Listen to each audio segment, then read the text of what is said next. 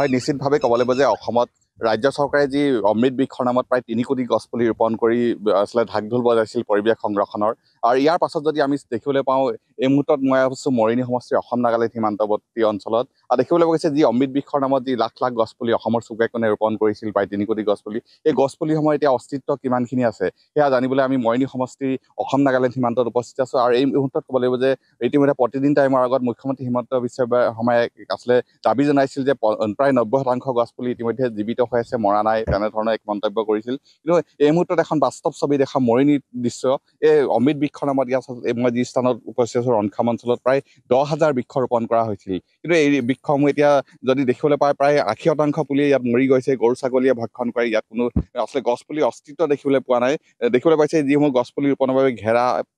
যি দিয়া হয় সেই ঘেৰাসমূহে আচলতে এনেদৰে পৰি আছে অযত্ন ইয়াত কোনো আচলতে বৃক্ষসমূহৰ কোনো যত্ন লোৱা নহ'ল আমি জানিব পাৰোঁ যে স্থানীয় ৰাইজৰ জনোৱা প্ৰতি ইয়াত যিহেতু খুব ঢাক ঢোল বজাই ইয়াত বৃক্ষ ৰোপণ কৰা হৈছিল ঠিকেই বিভিন্ন প্ৰজাতিৰ গছ গছনি ৰোপণ কৰা হৈছিল কিন্তু ইয়াৰ পাছত যদি এই গছপুলি ৰোপণৰ পাছত যেনেদৰে আচলতে যত্ন ল'ব লাগে সেই তেনেদৰে যত্ন নকৰাৰ ফলতে এনেদৰে গছপুলিসমূহ মৃতপ্ৰায় অৱস্থালৈ গতি কৰিছে প্ৰায়সংখ্যক গছপুলি মৰি গৈছে ইয়াৰ কোনো বেছিভাগ অঞ্চলতে আচলতে ইয়াত কোনো অমৃত বৃক্ষৰ যি গছপুলি সেই গছপুলি কোনো অস্তিত্বই পাবলৈ নাই আৰু এই মুহূৰ্তত মোৰ দৃশ্য দেখাই আছোঁ আচলতে মুখ্যমন্ত্ৰী মহোদয়ে যদি এই দৃশ্য প্ৰত্যক্ষ কৰে তেওঁ আচলতে তেওঁ অনুধাৱন কৰিব প্ৰকৃততে আঁচনিখনে কেনেধৰণৰ আচলতে ফলপ্ৰসূ হৈছিল এই অভিলাষী আঁচনিখন যে অমৃত বৃক্ষ আঁচনিখন আচলতে এতিয়া বাস্তৱ ছবিখন এতিয়া কেনেদৰে আছে এই গছপুলিসমূহ ইতিমধ্যে পৰিৱেশ সংৰক্ষণৰ বাবে খুব সুন্দৰ পদক্ষেপ গ্ৰহণ কৰিছিল কিন্তু দেখা গৈছে বাস্তৱ ক্ষেত্ৰত আচলতে গছপুলিসমূহৰ যেনেদৰে সংৰক্ষণ কৰা হ'ল সেই সংৰক্ষণৰ ব্যৱস্থা নোলোৱাৰ বাবে এনেদৰে আচলতে অনাদৰ অৱস্থাত গছপুলিসমূহ মৃতপ্ৰায় অৱস্থালৈ গতি কৰিছে বা প্ৰায়সংখ্যক গছপুলি মৰি গৈছে মই এই মৰিনী যি দৃশ্য দেখুৱাই আছোঁ আৰু এই স্থানীয় কিছু যুৱক আছে মই তেওঁলোকৰ ওচৰলৈ যাবলৈ বিচাৰিম কি হৈছে আচলতে অমৃত বৃক্ষৰ নামত কি ক'ব ইয়াত কিমান পুলি ৰোপণ কৰিছে প্ৰায়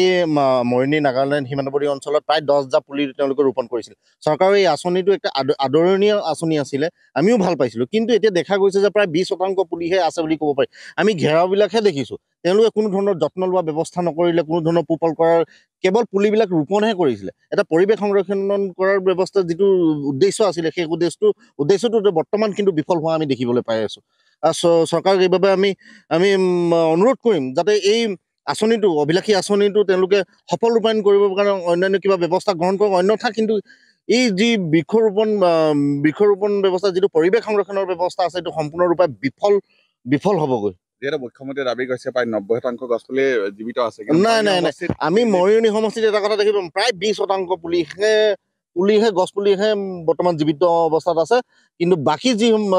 বাকী মানে হাজাৰ পুলি প্ৰায় 10,000 পুলি মানে আমাৰ ইয়াৰ পৰা পোহপাল নকৰাৰ ফলত মৰি গৈছে মৃত্যু হৈছে হয় আচলতে ক'ব লাগিব প্ৰায় 10,000 পুলি ইয়াত অস্তিত্ব দেখিবলৈ পোৱা নাই মোৰ সতীৰ্থ কেমেৰা পাৰ্চন দেখাইছে এনেদৰে আছিলে প্ৰায় 10,000 পুলি ৰোপণৰ পাছতো কোনো ধৰণৰ ইয়াত আচলতে অস্তিত্ব নাই গছপুলিসমূহ মৰি গৈছে আচলতে আৰু মই এই মুহূৰ্তত আৰু এজন যুৱক আছে কি ক'ব আচলতে ইয়াত দেখিবলৈ পাই যে প্ৰায় গৰু ছাগলীয়ে ভক্ষণ কৰে কি কেনেদৰে আছিলে হয় ইয়াত গৰু ছাগলীয়ে ভক্ষণ কৰে আজি চৰকাৰে যি আঁচনি লৈছে সেই আঁচনি আমি আদৰণি জনাইছোঁ কিন্তু লগতে যি এতিয়া আমাৰ চেলেংহাটৰ অঞ্চলত আজি অমৃত বৃক্ষ বুলি এটা আঁচনি দিছে আঁচনিত অমৃত বৃক্ষ ৰোপণ কৰিছিলে কিন্তু আজি দেখা গৈছে আজি এই প্ৰতিপালন ব্যৱস্থা নাই তাক দেখৰেখ ব্যৱস্থা নাই আজি সেইকাৰণে আমি এইটো অমৃত বৃক্ষ আন্দোলন অমৃত বৃক্ষ যিটো আঁচনি লৈছে সেইটো বিফল হৈছে বুলি আমি চৰকাৰ অনুভৱ কৰিছোঁ হয় নিশ্চিতভাৱে এনেদৰে মৰিয়নি যি অসম নাগালেণ্ড সীমান্তৱৰ্তী মৰিয়নি পুখুৰীয়াকে ধৰি বিভিন্ন সীমান্ত বৰ্মন আপোনাক এই মুহূৰ্তত ধন্যবাদ জ্ঞাপন কৰিছোঁ আৰু এই মুহূৰ্তত আমি মৰিয়নি সমষ্টিৰ পৰিৱেশ দৰ্শকসকলক দেখুৱাৰ চেষ্টা কৰিলোঁ আচলতে তাৰ অঞ্চলবাসীয়ে জনোৱা অনুসৰি এটা 10,000 গছপুলি ৰোপণ কৰা হৈছিল কিন্তু 10,000 গছপুলি ৰোপণ কৰা এডোখৰ ঠাইৰ এই দৃশ্যটো দেখিলে আপোনালোকে অনুমান কৰিব পাৰিব ইয়াত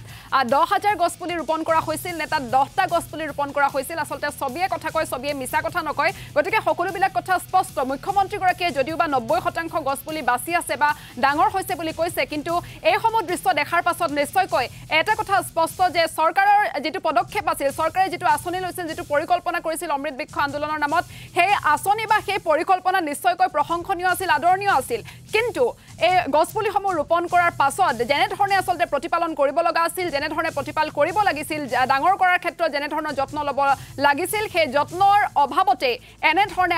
হাজাৰ গছপুলি এতিয়া মৰি গৈছে যাৰ বাবে এটা কথা ক'ব পাৰি যে চৰকাৰে যি আঁচনি লৈছিল চৰকাৰে যি অভিলাষী অমৃত বৃক্ষ আন্দোলনৰ সূচনা কৰিছিল সেই আন্দোলন এক প্ৰকাৰ বিফল বুলি ক'ব পাৰি